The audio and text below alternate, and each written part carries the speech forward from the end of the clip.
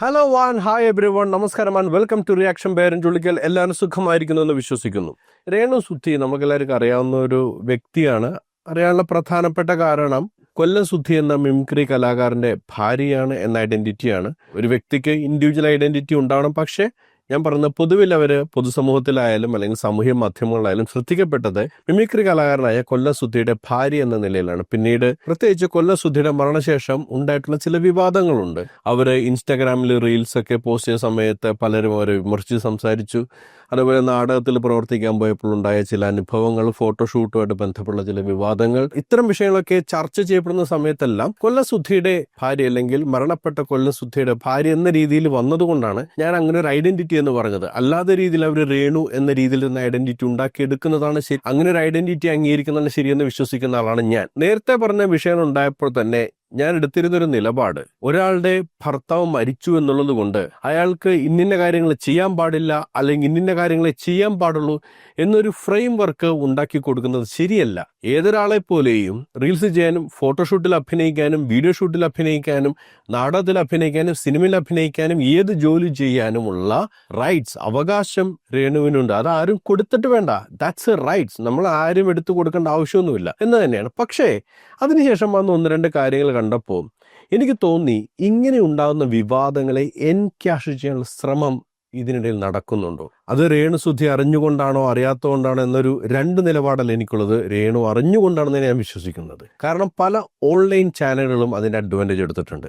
ഞാൻ ശ്രദ്ധിച്ചിട്ടുള്ള കാര്യം, മഴവിൽ കേരളം എന്നൊരു ചാനലാണ്. ആ സമയത്ത് വന്നിരുന്ന ഇൻ്റർവ്യൂസൊക്കെ അല്ലെങ്കിൽ ഇടയ്ക്കിടയ്ക്ക് വരുന്ന ഇൻ്റർവ്യൂസ്, ഇവർ ഏതെങ്കിലും ഒരു ഫോട്ടോഷൂട്ട് എടുക്കും, അതിനെക്കുറിച്ച് ആരെങ്കിലും വിമർശിച്ചു പറയും, ഉടൻ തന്നെ മഴവിൽ കേരളത്തിൽ ഒരു ഇൻ്റർവ്യൂ വരും രേണു സുധിയുടെ. സ്ഥിരം പാറ്റേണാണ്. അതിൻ്റെ ഇൻട്രോയിൽ രേണുവിൻ്റെ ക്ലോസപ്പിൽ വിവാദങ്ങളെക്കുറിച്ച് ചോദിക്കുന്നു, രേണു പ്രതികരിക്കുന്നു, മുഖം മാറുന്നു, ചിലപ്പോൾ കണ്ണ് നിറയുന്ന സീൻ, ബാക്ക്ഗ്രൗണ്ടിൽ കൊല്ലം സുധിയുടെ ഫോട്ടോയും ഉണ്ടാവും. അന്ന് എൻ്റെ മനസ്സിൽ തോന്നിയൊരു കാര്യമാണ്, ഒരു വിവാദം ഉണ്ടാകാൻ സാധ്യതയുണ്ട് എന്ന് കരുതി ചെയ്യുന്നതും വിവാദമായിത്തീരും തമ്മിൽ വ്യത്യാസമുണ്ട്. മനഃപൂർവ്വം വിവാദമുണ്ടാക്കുകയും അതിൻ്റെ ഇരയാണ് താനെന്ന് വിചാരിക്കുകയും ആ ഇരവാദത്തെ പ്രൊമോട്ട് ചെയ്യാൻ ശ്രമിക്കുകയും, അത് ഓൺലൈൻ മീഡിയ ചെയ്താലും രേണു അറിഞ്ഞുകൊണ്ട് ചെയ്താലും അറിയാതെ ചെയ്താലും തെറ്റാണെന്ന് ചൂണ്ടിക്കാണിക്കാനാണ് ഞാൻ ഈ വീഡിയോ ചെയ്യുന്നത്. ലേറ്റസ്റ്റ് ആയിട്ടുള്ള വിവാദം, ഒരു വിവാഹത്തിൻ്റെ ബാക്ക്ഗ്രൗണ്ടുള്ള ഷൂട്ട്, അത് ആരുകൊണ്ടാണ് ചെയ്തിരിക്കുന്നത്?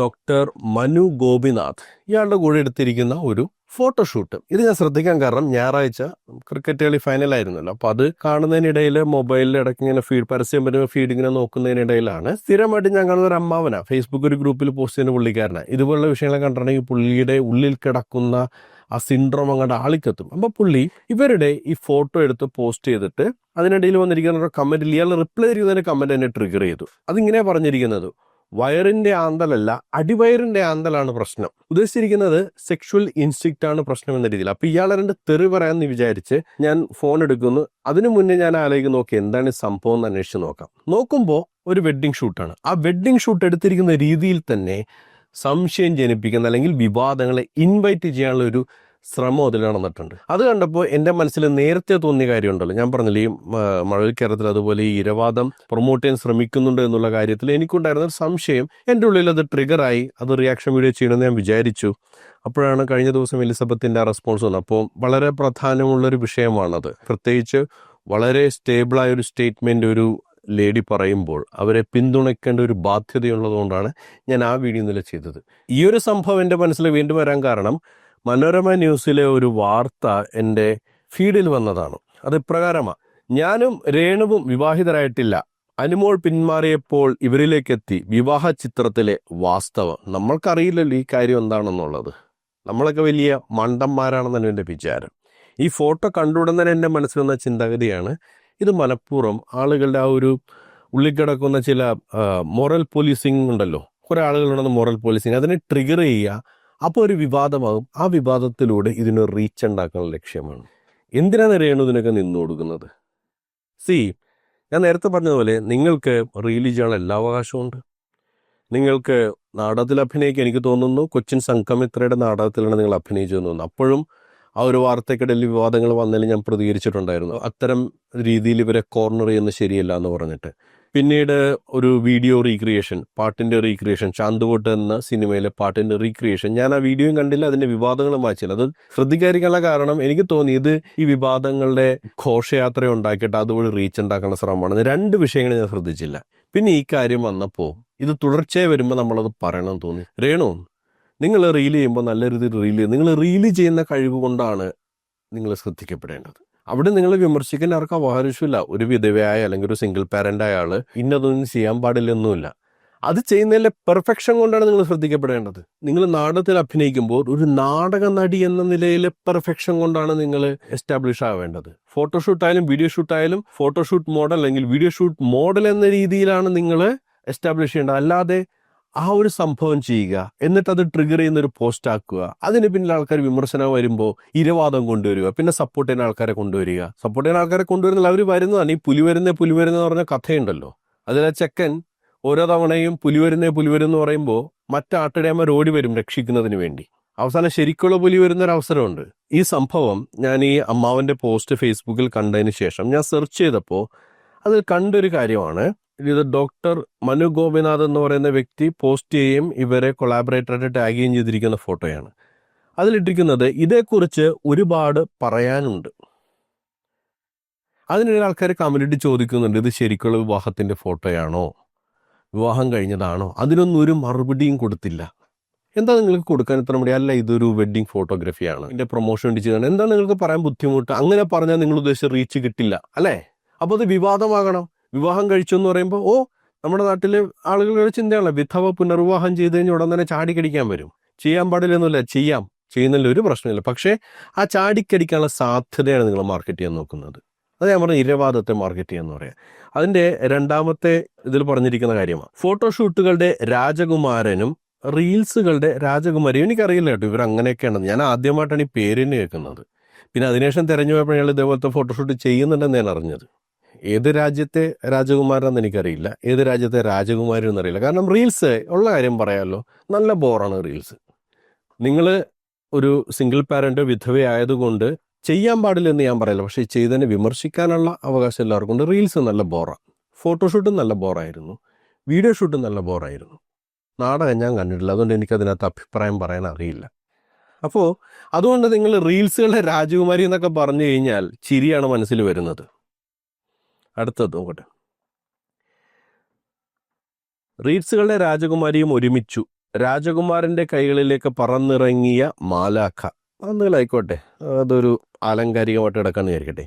ഇനി അവൾ സുരക്ഷിതമായി എന്നോടൊപ്പം ഇരിക്കട്ടെ. ഇത് ഞങ്ങളുടെ പ്രണയം തുളുമ്പുന്ന കുറച്ച് നല്ല ചിത്രങ്ങളാണ്. ഈ ചിത്രങ്ങൾ കാണുമ്പോൾ നിങ്ങൾക്ക് ഒരുപാട് സംശയങ്ങൾ ഉണ്ടാകും. എങ്ങനെയുണ്ടെന്ന് നോക്കിയേ.